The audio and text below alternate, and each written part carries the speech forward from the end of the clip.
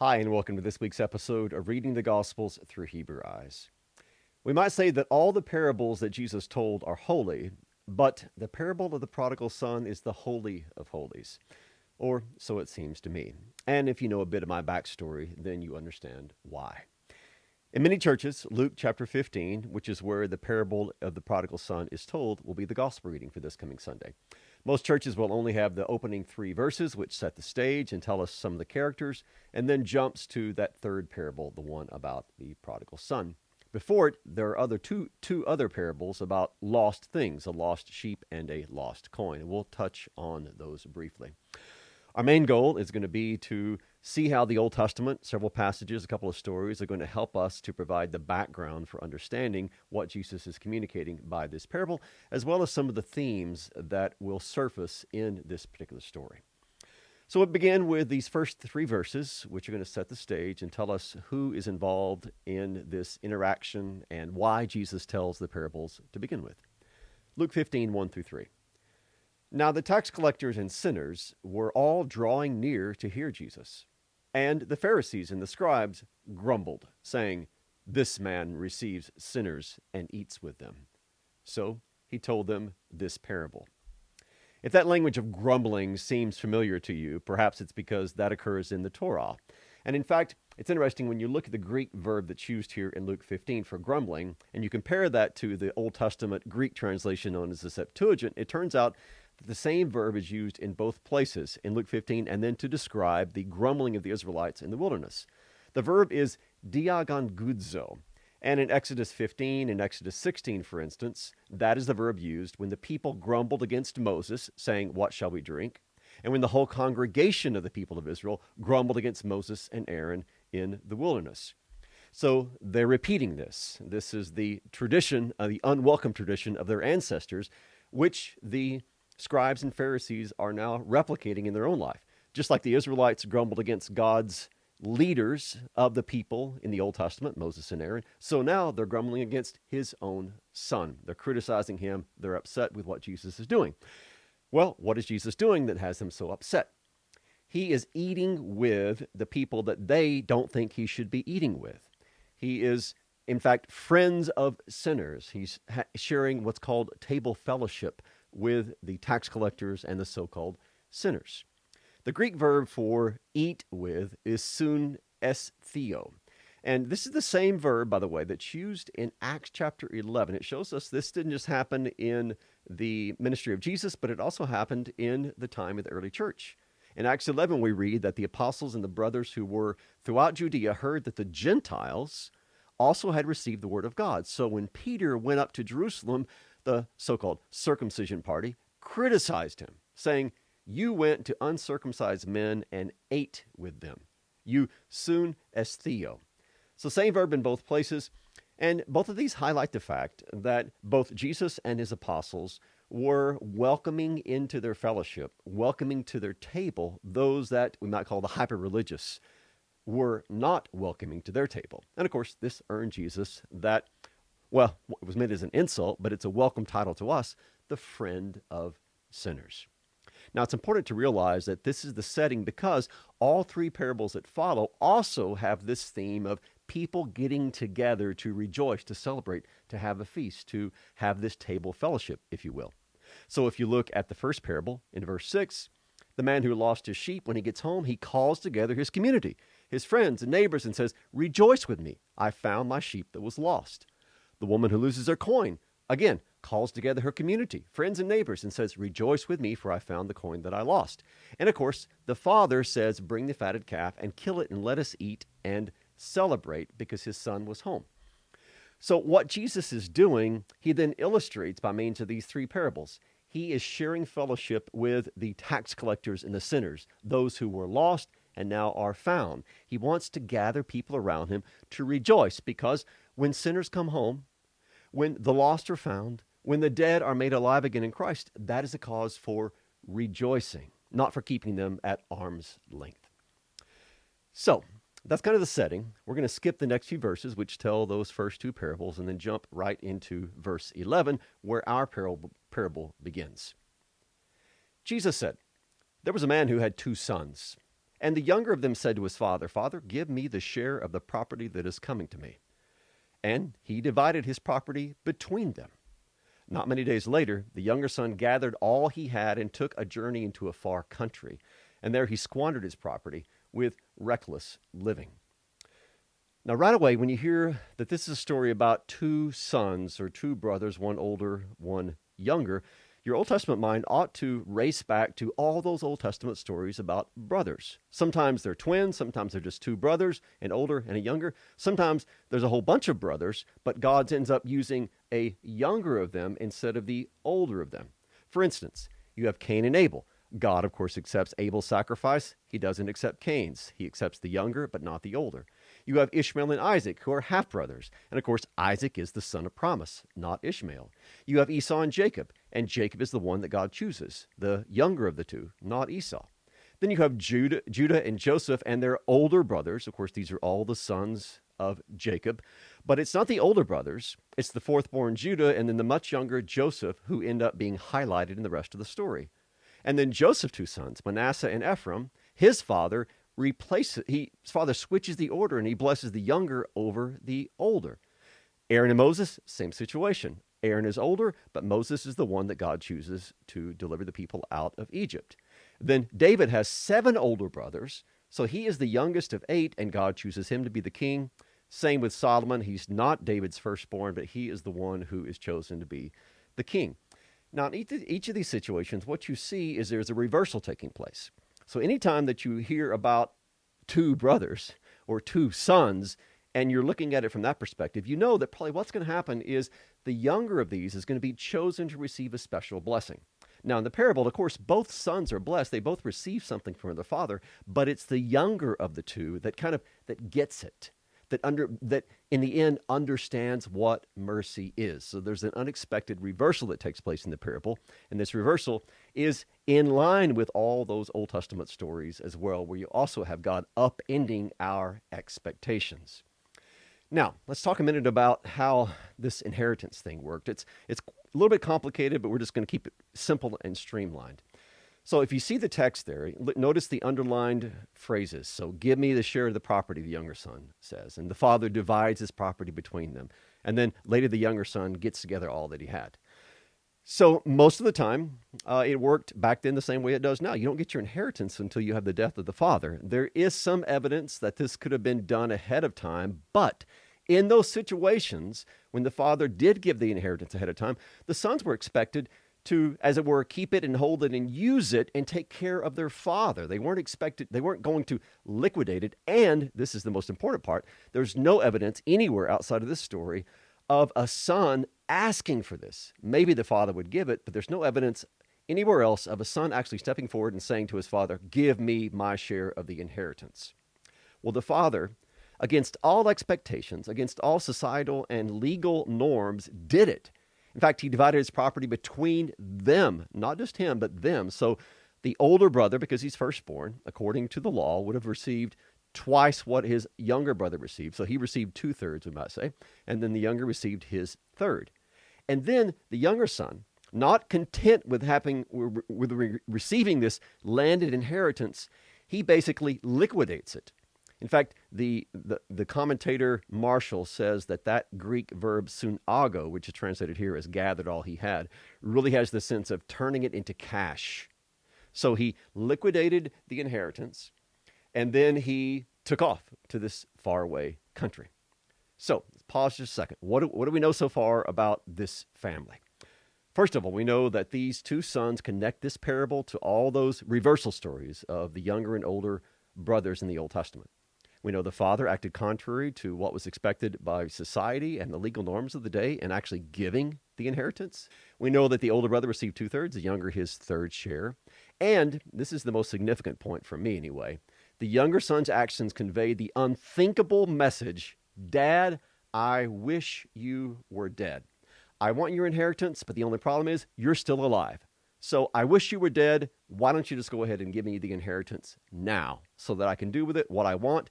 And what I want is to liquidate what I receive from you, pocket the cash, and take off for the distant country.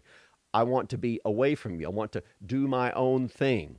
And this also introduces this theme of exile. which of course is a constant theme throughout the Old Testament. Exile after exile takes place. Then also you have return. Exile, return. Same thing is going to happen in this parable. The younger son is going to go into a self-imposed exile, and then he's going to return. So you have this kind of Exodus theme that's woven in here as well. Before we get to his return, however, what happens to him when he's in that far-off country? Well, let's pick up the story with verse 14. When he had spent everything, a severe famine arose in that country, and he began to be in need. So he went and hired himself out to one of the citizens of that country, who sent him into his fields to feed pigs. And he was longing to be fed with the pods that the pigs ate, and no one gave him anything. I call that creating your own hell on earth, because that's exactly what happened to the prodigal. That's what happens when you leave the Father's house and go into that distant country and try and find joy and happiness and contentment apart from God. You create your own hells. This is what Romans 1 talks about, where God hands people over to what they desired. God gives him what he wants, as it were, just like the father gave the younger son his inheritance. And very often that thing that we want becomes our idol, and it ends up destroying us. We create a hell out of our lives. That's the situation of the prodigal son. What's he going to do? He's hungry. He doesn't have any more money left. So he hires himself out to a person in that country to be a feeder of pigs. Now let's look at a couple of different nuances in the language that's used here. First of all, he hired himself out. The Greek verb there is kolao. It has this kind of tangible idea of sticking to something. So if you glue something together, you kolao something to something else. So it's the idea of attaching, sticking to. In this case, he glued himself, as it were, to a Gentile who was a pig farmer. You can't get much lower than that if you're an Israelite. And he was so hungry that he longed even to eat the pig's food, which was referred to as karation. And this is a term referring to edible pods from a carob tree. They were bean-like, they were commonly used for fattening pigs, and they were used as food by poor people. Now, this is indeed just about as bad as it can get, as low as an Israelite could go. Why? For a couple of different reasons.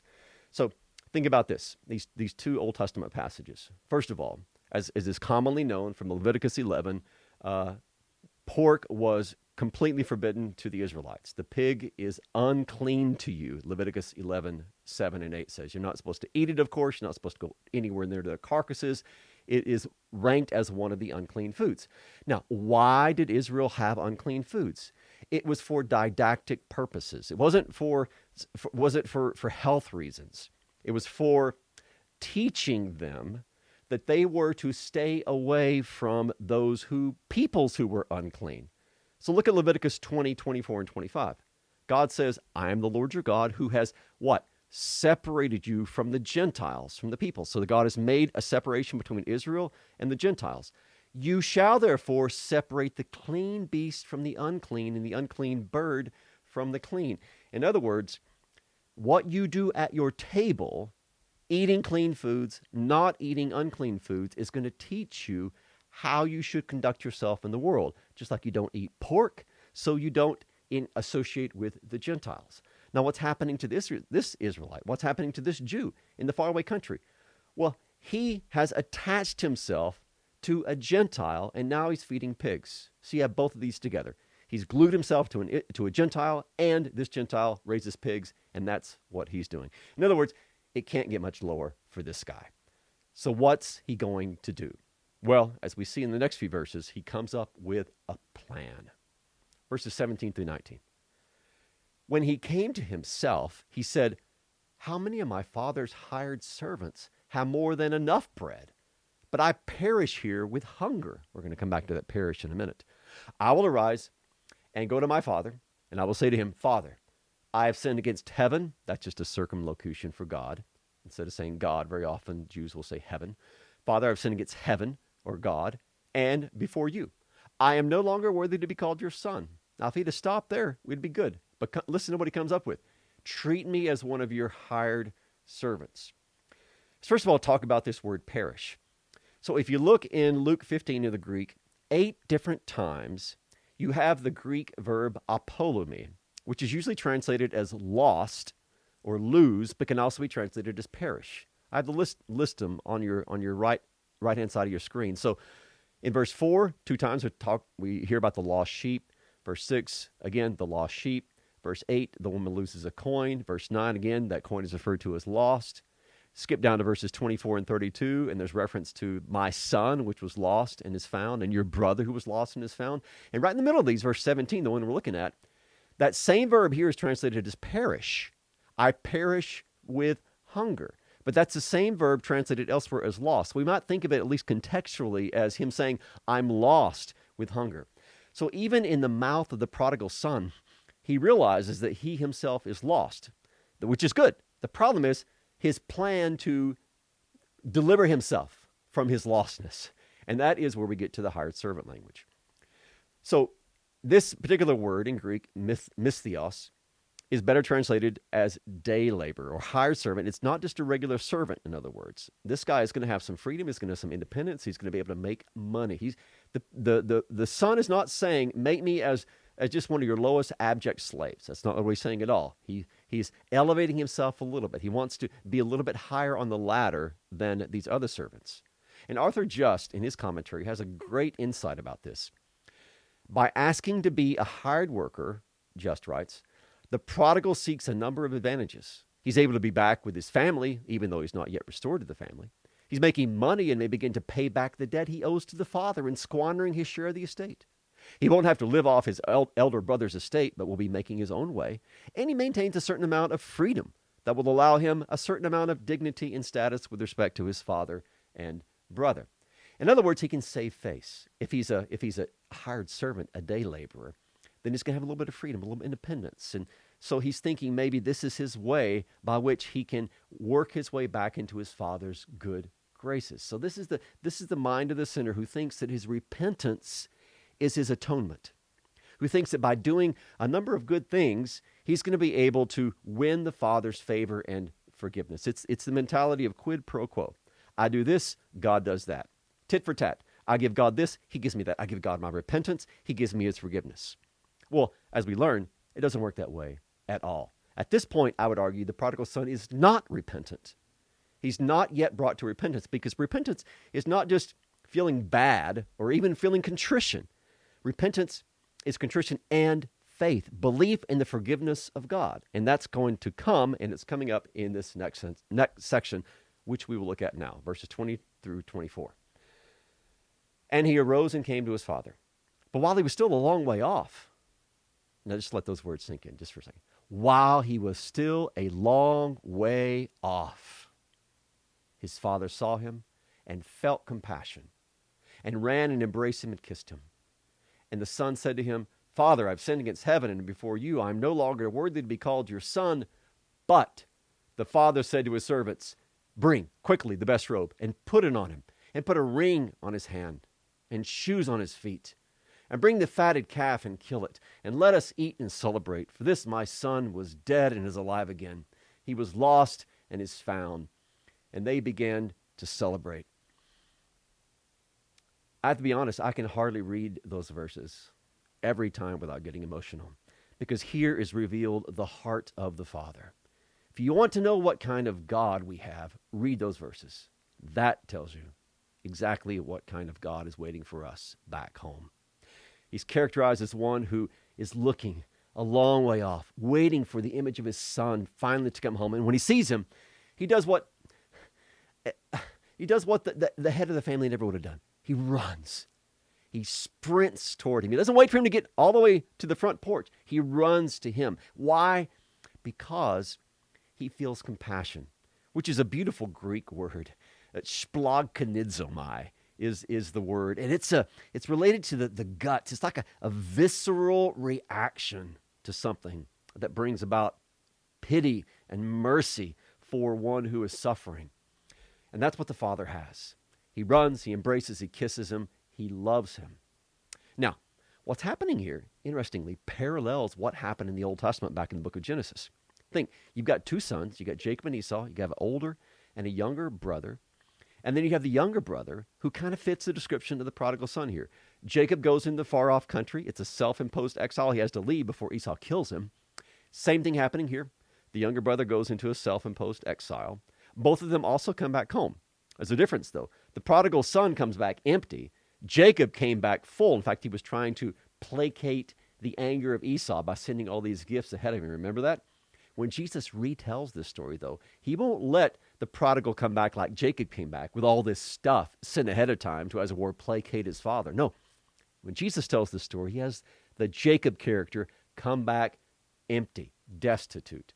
And then what's most shocking of all, and we'll look at the comparison here, the father figure matches Esau.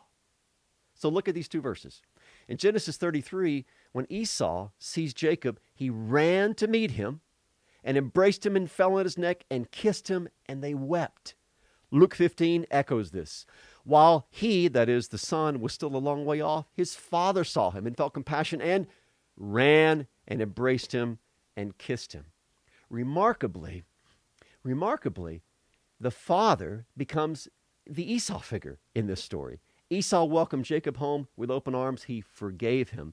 The father welcomes his son home, forgives him, and loves him, and won't even let him finish his confession. That whole part about make me as one of your hired servants, make me as one of your laborers, the father won't let him get to that point. He's like, you've confessed enough. Stop.